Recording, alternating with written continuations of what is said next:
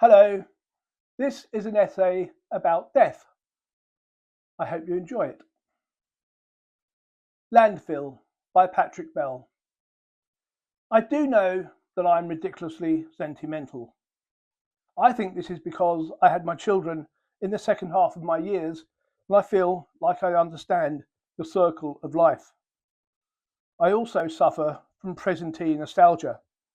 Everything I see today, I know I'm going to miss tomorrow. And so it is that I've held on to so many physical expressions of my life, keepsakes, souvenirs.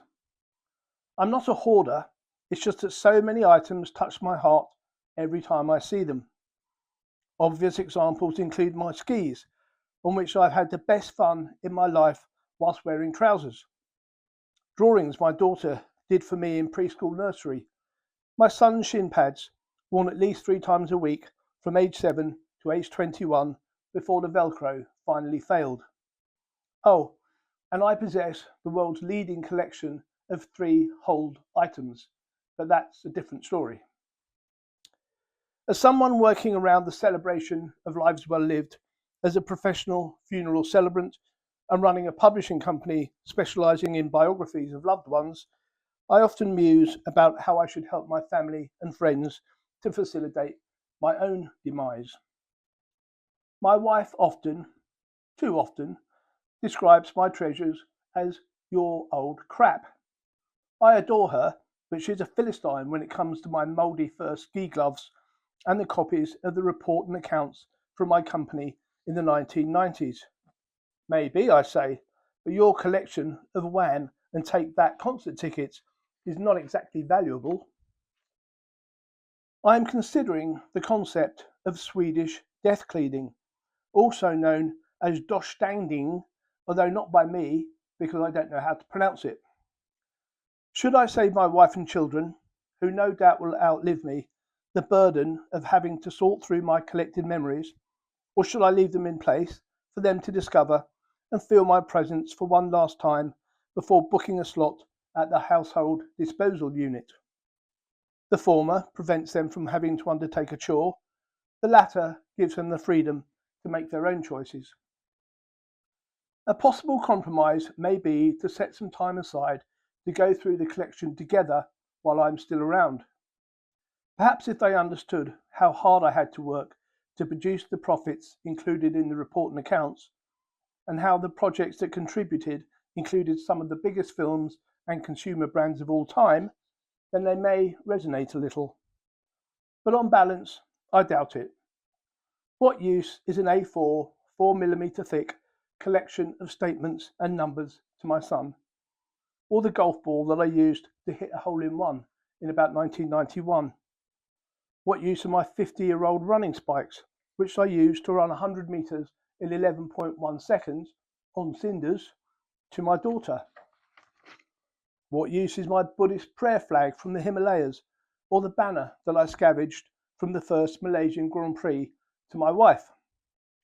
Of course, they mean so much to me. I have no wish now to run a large company, and I doubt I could even run 50 metres in 11 seconds. I have no expectation that I will ever climb again in the Himalayas or party with the F1 crowd in the Petronas Towers, but these items serve to remind me that I was once young, able, and very fortunate. And what of my bulging, bending shelves of poetry books? They have brought so much pleasure and inspiration over so many years, as have my equally crammed collection of fiction. Who could possibly have got to know Adrian Mole so well and then simply burnt the books, or even given them to charity shops? They are part of who I am, even though I've not laid a finger on them for decades. Of course, the same goes for my vinyl, cassettes, CDs, VHS tapes, and DVDs. To be fair, I am savvy enough to be able to access 80% of my music collection via online options, but some of my music is not available online because it was independent and niche in its day and never made it to the digital age. Second, it is much more than that. Why would I want to listen to the slow side of Rod Stewart's beguiling Atlantic Crossing album without the familiar crackles and hisses that my original vinyl produces, and which take me straight back to the school common room with Rajani. Or without, once again, admiring the beautiful key art that stretches across both sides of the cover, just as the music stretches across both sides of the ocean. And my copy of Russ Ballard's eponymous album with the original lyric sheet still in place, which I double underlined the title of each track in red when I was 12 over 50 years ago. Why would I ever throw that away? Why would my family ever want to keep it? So I seem to have convinced myself that the answer is that I cannot let these memories go. But when I am gone, they should go too. I have marked a few film posters as having monetary value, but as for the rest of it, just let it go. When I have gone, there will be no one left to love my signed copy of Richard Digens's Backwater, the signed poster from when Dean Friedman played the Bloomsbury Theatre, or the key that I kept as a souvenir of my brand new 911 bought in 1998, and my ancient pudding stone that I found in a field as a small child and loved home, and it's been with me ever since, and now props open my writing shed door in the summer. Let all the precious accoutrements of my life become landfill, ashes to ashes, trash to trash. Thank you.